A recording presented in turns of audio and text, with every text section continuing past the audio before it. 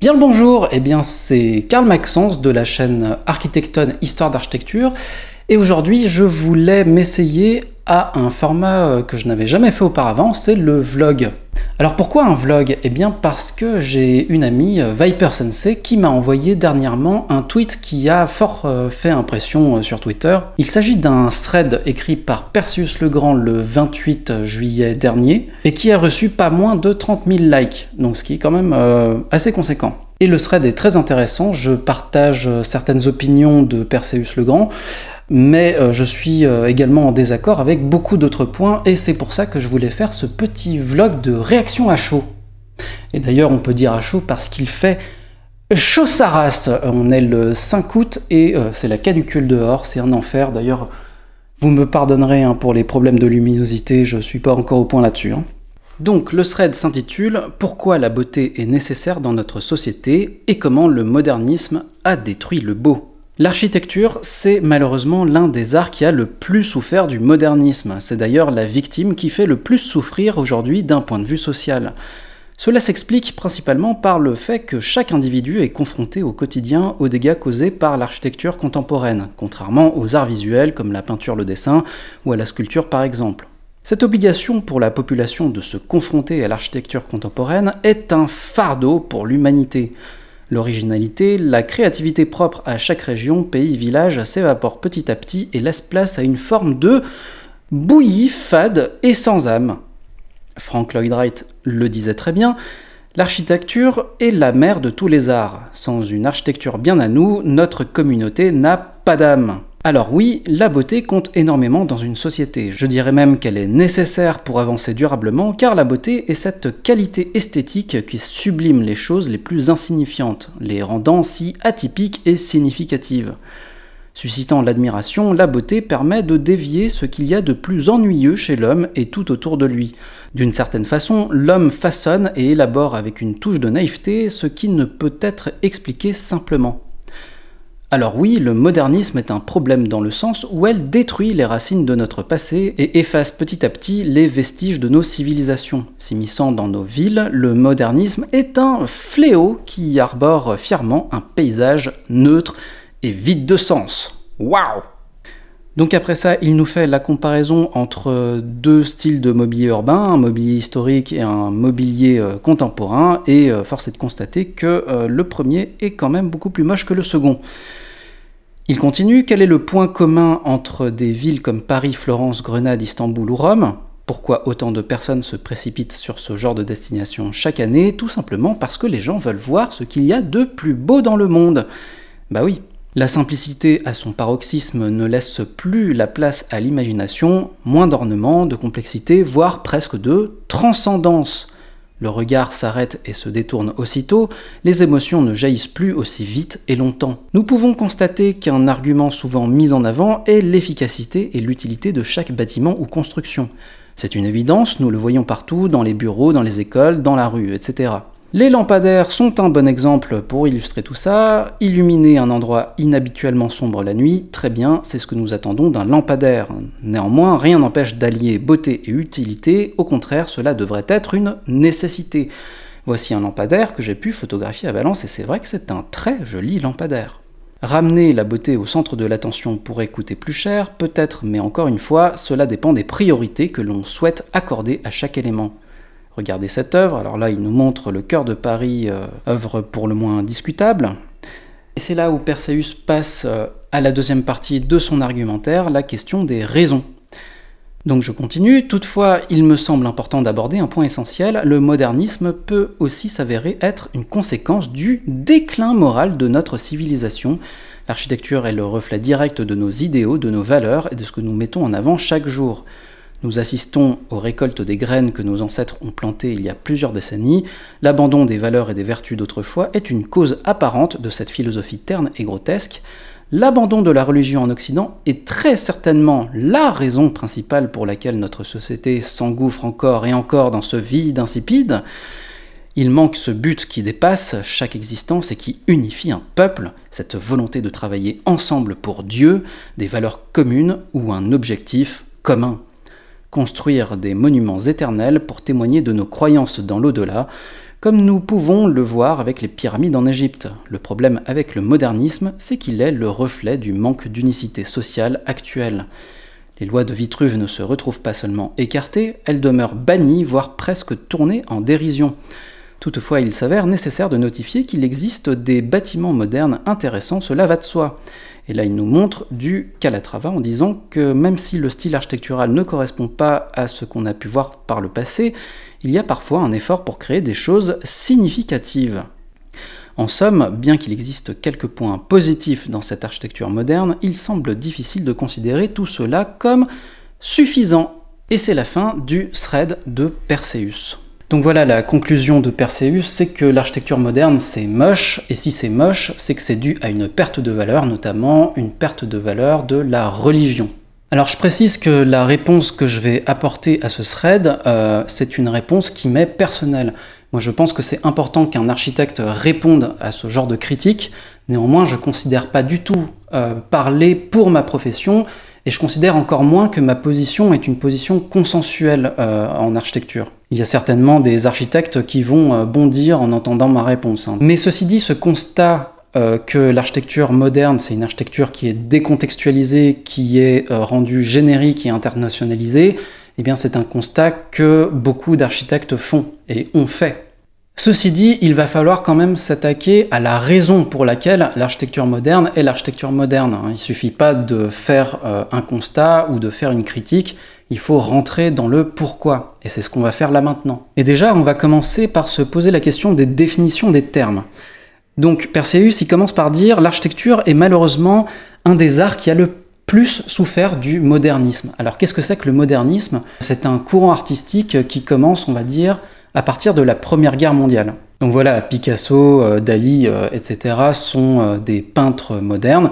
Et effectivement, comme le dit Perseus, si tu n'aimes pas Picasso, si tu n'aimes pas Dali, eh ben, t'as qu'à pas aller au musée et tu ne seras pas confronté à ça. Seulement, l'architecture moderne, eh ben, quand on marche dans la rue, quand on vit en ville, ou même pas quand on vit en ville, quand on vit n'importe où dans le monde, eh bien, on est confronté constamment à l'architecture moderne. Mais la différence entre l'architecture et les arts libéraux comme la peinture, la sculpture, etc., c'est que, eh bien, justement, l'architecture, c'est un art appliqué, ça n'est pas un art libéral. C'est-à-dire que l'architecture, c'est la réponse à une problématique humaine, celle d'habiter, celle de travailler. Donc il faut bien construire pour vivre. Et donc, on ne construit pas pour la beauté du geste, hein, contrairement à la peinture ou à la sculpture. Mais parfois, l'architecture, elle est faite avec art. Et dans ce cas-là, on appelle ça des monuments. C'est une architecture ostentatoire, c'est-à-dire qu'elle est faite pour se montrer, elle est symbolique, elle est faite pour représenter le pouvoir, et notamment eh bien, le pouvoir temporel ou le pouvoir spirituel. Mais du coup, l'architecture moderne, ça n'est pas une esthétique comme ça qu'on a décidé arbitrairement. Hein. C'est pas Le Corbusier, Walter Gropius et Mies van der Rohe qui se sont assis autour d'une table en se disant « Comment est-ce qu'on peut faire chier un maximum l'humanité? Ah ben on va enlever tous les ornements, etc. » Non, ça s'est pas du tout fait comme ça. L'architecture moderne, c'est une conséquence de l'industrialisation. L'architecture moderne, c'est l'expression de l'industrialisation et du productivisme.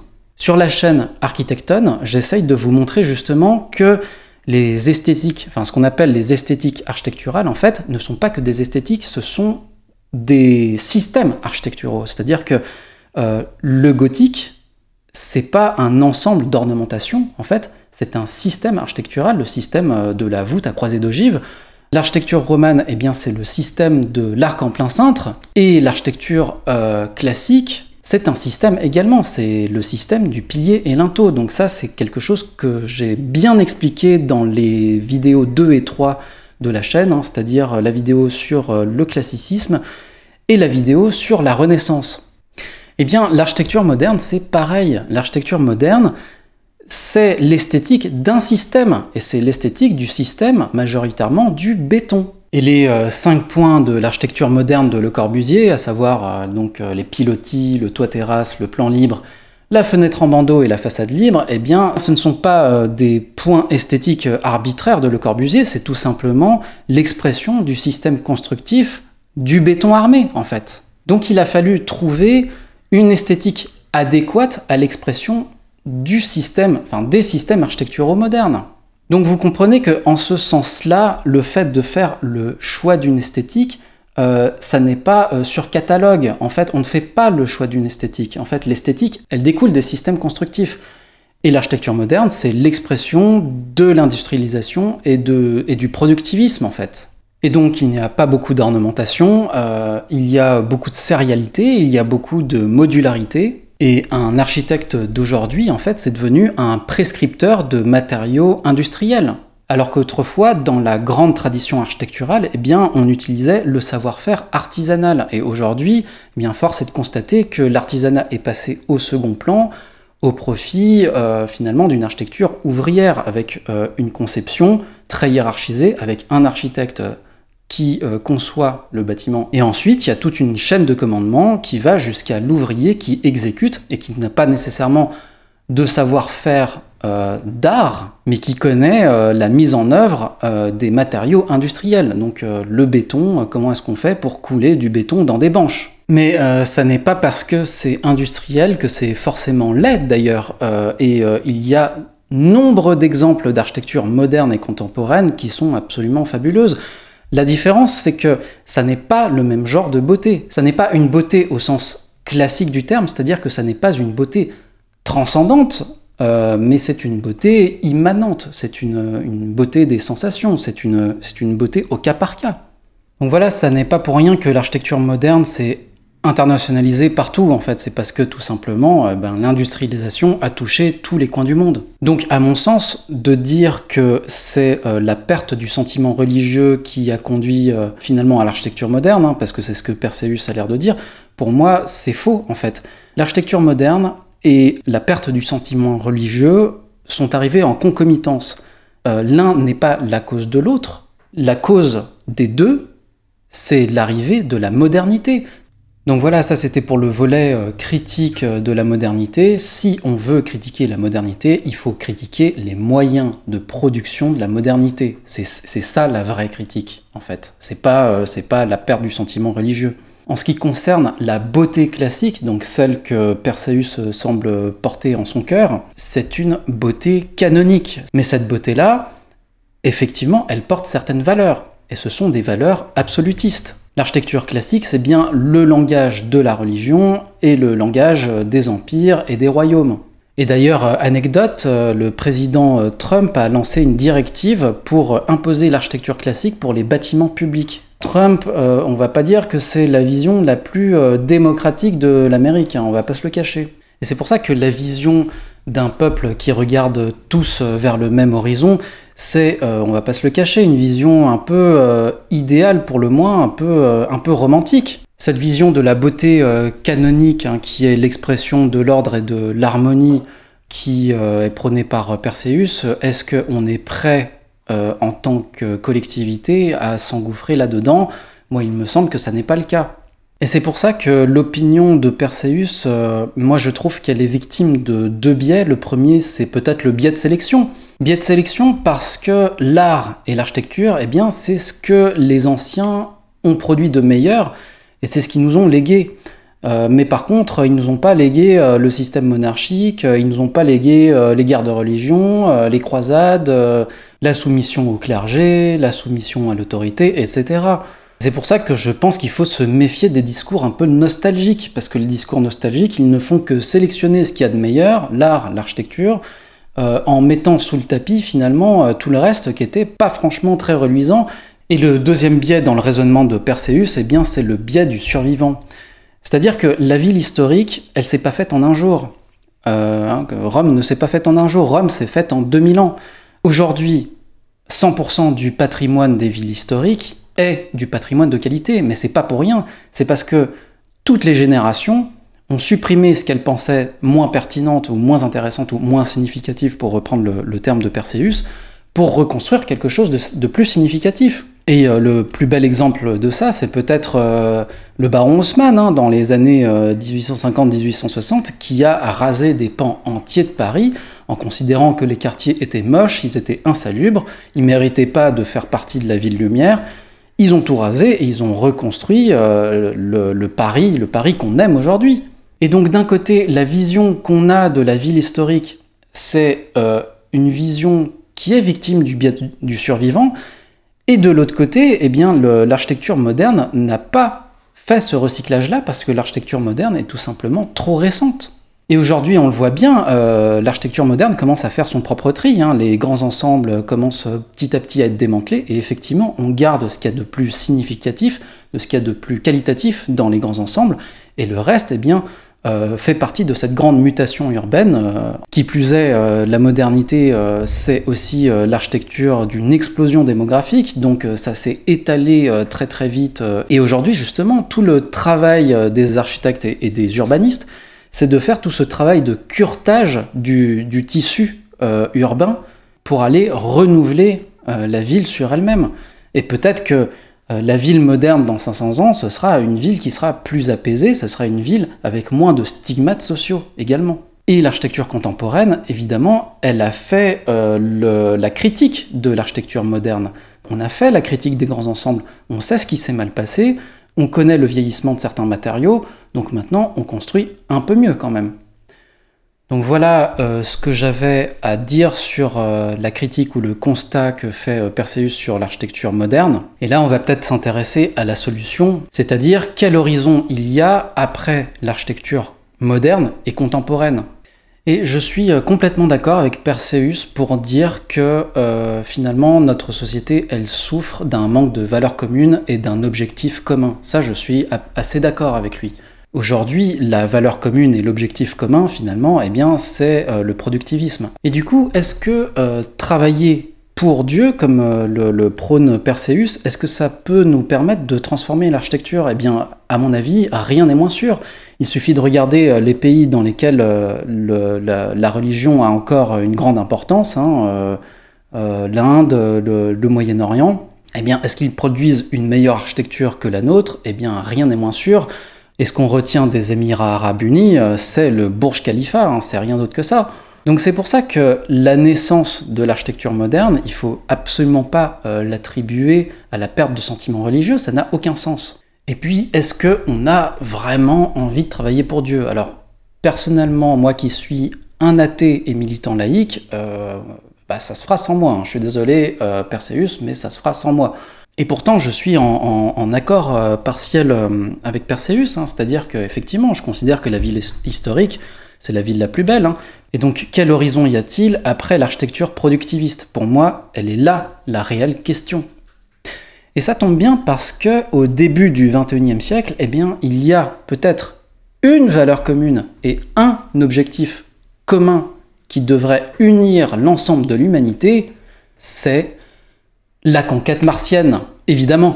Mais non, je déconne. Les valeurs communes et l'objectif commun que l'ensemble de l'humanité devrait avoir, tout du moins, il me semble, hein, vu la canicule derrière qui est en train de me chauffer le cul, c'est tout simplement la préservation de l'environnement et le combat contre le réchauffement climatique. Et donc on peut tout à fait imaginer que l'architecture post-productiviste, eh bien, c'est tout simplement l'architecture écologique de demain, l'architecture peut-être de la seconde moitié du XXIe siècle ou du XXIIe siècle. Et à mon sens, eh bien, il y a deux voies différentes vers une architecture écologique.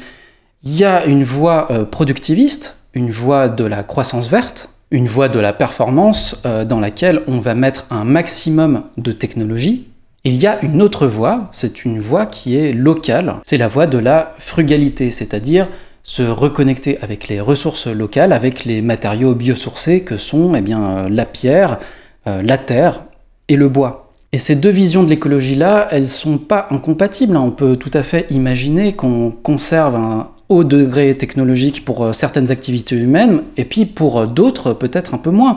Est-ce qu'on a besoin de technologie pour construire de l'architecture? Moi, j'en suis pas sûr, en fait. Pourquoi est-ce qu'on pourrait pas imaginer, justement, qu'on construise avec des matériaux plus pérennes, plutôt que de construire avec des technologies qui vont devenir rapidement obsolètes? Et cette architecture-là qui est frugale, eh bien justement, elle permet de se recontextualiser avec nos territoires, avec peut-être la tradition, avec une certaine intelligence du savoir-faire, retrouver finalement de l'artisanat pour pouvoir mettre en œuvre ces matériaux biosourcés. Et recréer une architecture qui a du sens, qui a un sens contextualisé, et retrouver finalement une esthétique de société, c'est-à-dire effectivement un peuple qui va peut-être dans le même sens, qui est dans le sens d'un accord plus intime avec le vivant. Donc forcément, la chaîne Architecton, elle ira forcément dans ce sens-là, parce que ce sont mes convictions personnelles. Mais je vais pas le faire tout de suite, parce que je considère que mon projet n'est pas assez mature pour y aller, mais en tout cas, un jour j'y irai, c'est sûr. Donc moi, la conclusion de tout ça, c'est que travailler pour Dieu, pour refaire de la belle architecture, moi, je suis moyen chaud. Par contre, travailler de concert pour que l'humanité vive avec son environnement et pas contre son environnement, je pense que c'est là une valeur commune qu'on devrait adopter tous. Voilà pour ce petit vlog. Alors c'est une discussion ouverte. Si vous voulez rentrer dans le débat, eh bien ça sera avec grand plaisir. Vous pouvez l'écrire en commentaire, moi j'y répondrai pendant les vacances. Si Perseus veut débattre de ce sujet plus en profondeur, moi je suis disponible, ça serait avec très grand plaisir. Je pense que c'est dans ce genre de confrontation qu'on peut aussi faire évoluer nos opinions personnelles. La mienne, elle n'est pas complètement figée, hein, bien sûr. En tout cas, voilà, je trouvais que c'était important qu'au moins un architecte réponde à ce genre de critique qui est très récurrente hein, sur l'architecture moderne et contemporaine. Je pense qu'il ne faut pas non plus noircir complètement le tableau. Hein. Il y a des très très belles choses qui sont faites, qui ont été faites en architecture moderne. Il y a de très très belles choses qui sont faites en architecture contemporaine, notamment l'architecture dite donc ostentatoire ou monumentale. Hein. Les musées d'aujourd'hui sont absolument extraordinaires. En tout cas, moi je vais vous laisser tranquille pendant tout le mois d'août, hein, parce que moi c'est pareil, hein, j'ai besoin de repos. Je vous laisse jusqu'en septembre, 1er septembre, grosse sortie de vidéo sur Blade Runner, Ridley Scott, 1982. Et d'ailleurs, on va parler de Frank Lloyd Wright. Et pour le mois d'octobre, il y aura, pareil, une grosse vidéo très ambitieuse sur le Crystal Palace. Et le Crystal Palace, c'est un bâtiment crucial hein, dans l'histoire de l'architecture, parce que c'est justement le pivot, le gros pivot dans lequel on passe d'une architecture de tradition à une architecture standardisée. Donc je vous invite à vous abonner, à mettre la cloche pour ne rien manquer. Je vous souhaite à tous un très bel été, on se revoit le 1er septembre, et à bientôt pour une nouvelle histoire d'architecture.